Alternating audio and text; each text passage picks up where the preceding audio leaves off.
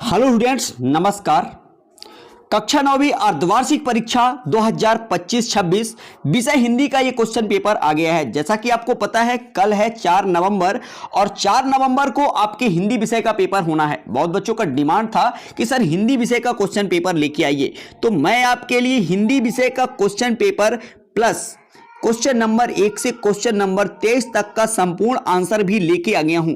तो इस वीडियो को लास्ट तक देखिए और जैसे आपने सामाजिक विज्ञान के पेपर में अच्छा स्कोर किया है उसी तरह से आप हिंदी के क्वेश्चन पेपर में भी स्कोर करेंगे। तो चलिए आइए वीडियो को स्टार्ट करते हैं। फटाफट से आप देख लीजिए, आपके एग्जाम में टोटल 23 प्रश्न पूछे जाएंगे। आपका जो समय रहेगा वो 3 घंटे रहेंगे। आपका पूर्णांक 75 नंबरों का रहेगा। चलिए आइए बढ़ते आगे। तो यहां पे बच्चों आप निर्देश पढ़ लीजिए, ठीक है। आपको ये निर्देश जरूर अच्छी तरह से पढ़ना है और इसके बाद हम बढ़ते हैं आगे सीधा प्रश्न क्रमांक 1 की ओर। और इन सभी क्वेश्चनों को आपको अच्छे तरह से तैयार कर लेना है और यही आपके एग्जाम में देखने को मिलेगा, ठीक है। तो यहां पे आता है आपका प्रश्न क्रमांक पहला। सही विकल्प का चयन कर लिखिए। नंबर पहला है लल छंद किस भाषा की कवित्री हैं? तो बहुत अच्छा प्रश्न है इसका। तो यहां पे आपको बताना है कश्मीरी, राइट आंसर है इसका, ठीक है। इसके बाद आगे बढ़ते हैं। तो इसी का दूसरा नंबर है कबीर की रचना का नाम है। तो यहां पे आपको बताना है क्या नाम है? तो बीजक नाम है, ठीक है। इसके बाद इसी का तीसरा नंबर है रसात्मक वाक्य काव्यम परिभाषा है। तो यहां पे आपको बताना है आचार्य विश्वनाथ, ठीक है। इसका राइट आंसर है।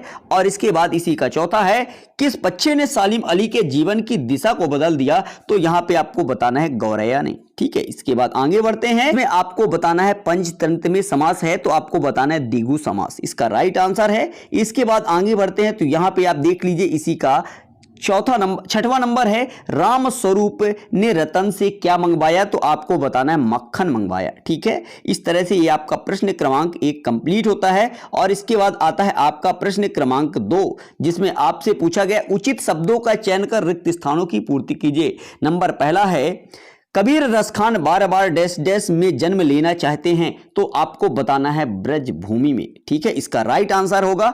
और यहां पे दूसरा नंबर है काली लहर कल्पना काली पंक्ति में डैश डैश अलंकार है। तो आपको बताना है अनुप्रास अलंकार, ठीक है। इसके बाद आगे बढ़ते हैं। तो यहां पे आप देखिए वीर रस का स्थायी भाव, याद रखिए वीर रस का स्थायी भाव क्या होता है? तो आपको वीर का स्थायी भाव जो बच्चों है वो उत्साह है।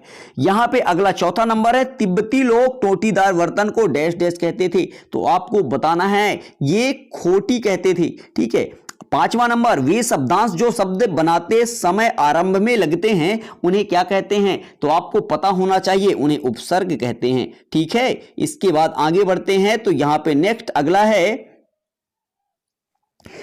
अगला नानी के मन में डैश डैश की आजादी देश के प्रति जुनून था। तो यहां पे आपको बताना है देश के प्रति जुनून था, ठीक है। इस तरह से ये आपका प्रश्न क्रमांक 2 भी कंप्लीट होता है। इसके बाद बच्चों आता है प्रश्न क्रमांक 3, जिसमें आपसे पूछा गया निम्नलिखित कथनों के समक्ष सत्य या असत्य लिखिए। पहला नंबर है कैदी और कोकिला के कवि सुमित्रा नंदन पंत हैं। तो आपको बताना है बिल्कुल ये असत्य है। इसके बाद रस के 4 भेद होते हैं, ये भी आपको बताना है गलत है।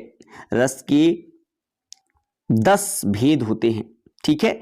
रस के 4 अंग होते हैं और रस के जो प्रकार होते हैं वो 10 प्रकार के होते हैं, ठीक है। इसके बाद तीसरा नंबर है गांधी जी के अनुसार हमें अपनी बुनियाद पर कायम रहना चाहिए। ये आपका बिल्कुल सत्य है। इसके बाद देखिए जाकिर हुसैन का जन्म बिहार में हुआ था, ये भी आपका सत्य है। इसके बाद हाथ का तत्सम रूप हस्त होता है, ये भी आपका बिल्कुल सत्य है।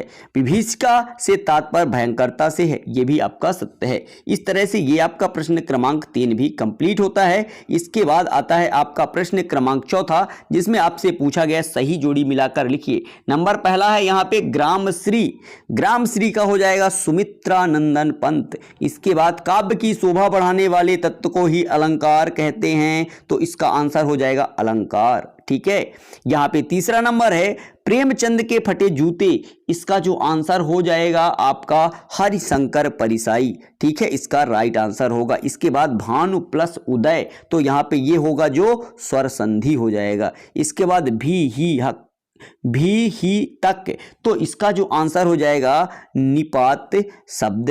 इसके बाद घर का नौकर था, तो यहाँ पे आपको बताना रतन। इस तरह से ये आपका प्रश्न क्रमांक 4 भी कंप्लीट होता है। इसके बाद आता है ये आपका प्रश्न क्रमांक, ये है आपका प्रश्न क्रमांक 5। निम्नलिखित प्रश्नों के उत्तर एक वाक्य में लिखिए। नंबर पहला है, मनुष्य ईश्वर को कहां कहां ढूंढता फिरता है, तो इसका जो आंसर है मंदिर, मस्जिद, गिरजाघर और मठों में। ठीक है, इसके बाद दूसरा नंबर देखिए, कविता के शाब्दिक अनुशासन को क्या कहते हैं, तो आपको कहना है छंद कहते हैं। इसके बाद तीसरा है, पराकाष्ठा शब्द का अर्थ क्या होता है, तो यहां पे किसी गुण या अवस्था की चरम सीमा। इसके बाद देखिए चौथा नंबर है, कलई खुलना मुहावरे का क्या अर्थ है, यानी सच्चाई सामने आना। इसके बाद पांचवा है, रीढ़ की हड्डी का मुख्य पात्र कौन है, तो यहाँ पे मृदुगा या शकुंतला आप कह सकते हैं। इसके बाद छठवां नंबर, मेरे संग की औरतें में लेखिका कुल कितने भाई बहन थे, तो यहाँ पे आपको बताना 5 भाई बहन। इसके बाद ये है आपका प्रश्न क्रमांक 5 और यहाँ पे छायावाद के 4 आधार स्तंभ कवियों के नाम। इसका अथवा जो प्रश्न है यहाँ पे भक्ति काल की 2 विशेषताएं। यहाँ पे आप ये सभी क्वेश्चन देख लीजिए, मैं आपको इन सभी क्वेश्चनों का आंसर दिखा देता हूं। यहाँ पे प्रश्न क्रमांक 7 है, कबीर अथवा सुमित्रानंदन पंत के भाव सौंदर्य की विशेषताएं लिखिए। यहाँ पे प्रश्न क्रमांक 8 है। चलिए आइए मैं इनका आंसर भी दिखा देता हूं। तो बच्चों ये है आपके प्रश्न क्रमांक पहले का उत्तर, यहाँ पे आप नोट कर लीजिए। ठीक है, इसके बाद आगे बढ़ते हैं, तो ये रहा आगे और ये रहा प्रश्न क्रमांक आपके 2 का आंसर। मैं आपको आगे बता भी चुका हूं और यहाँ पे आप नोट कर लीजिए। जो बच्चे नहीं लिख पाते हैं वो भी लिख लें। यहाँ पे प्रश्न क्रमांक 3 का उत्तर ये है और ये है आपके प्रश्न क्रमांक 4 का उत्तर, जिसमें सही जोड़ी पूछा गया था। इसके बाद आगे बढ़ते हैं, तो ये रहा आपके प्रश्न क्रमांक 5 का उत्तर, इसको भी आप नोट कर लीजिए। इसके बाद आगे बढ़ते हैं, तो ये रहा आपके प्रश्न क्रमांक 6 का उत्तर, जिसमें आपसे पूछा गया छायावाद के 4 आधार स्तंभ कवियों के नाम। तो जयशंकर प्रसाद, सुमित्रानंदन पंत, सूर्यकांत त्रिपाठी निराला और महादेवी वर्मा हैं। ठीक है, इसके बाद आगे बढ़ते, इसी का अथवा है भक्ति काल की 2 विशेषताएं। इसको आप अच्छी तरह से याद रखिए, ईश्वर के प्रति गहरी भक्ति और समर्पण की भावना, और दूसरा नंबर है भाषा सरल, भावपूर्ण और जन सुलभ होती है। इस तरह से ये आपका प्रश्न क्रमांक 6 भी कंप्लीट होता है। इसके बाद आता है प्रश्न क्रमांक 7, कबीर अथवा सुमित्रानंदन पंत के भाव सौंदर्य की 2 विशेषताएं। यहाँ पे पहला है सहज और अनुभव परक अभिव्यक्ति।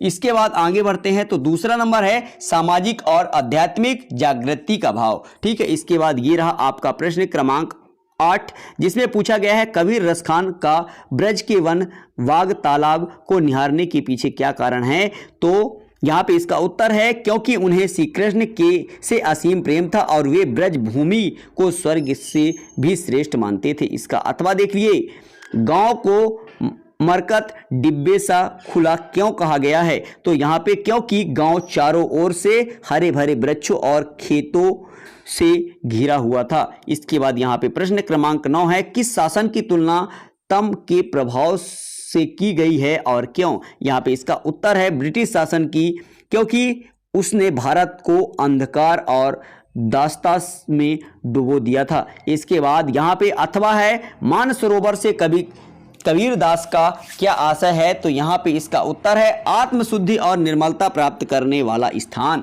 इसके बाद आगे बढ़ते, तो ये रहा प्रश्न क्रमांक 10, यमक अलंकार की परिभाषा उदाहरण सहित लिखिए। इसका आंसर ये रहा, जब एक ही शब्द बार बार आए और प्रत्येक बार अर्थ उसका भिन्न भिन्न हो, उसे यमक अलंकार कहते हैं। राम राम सब जगत वखाने।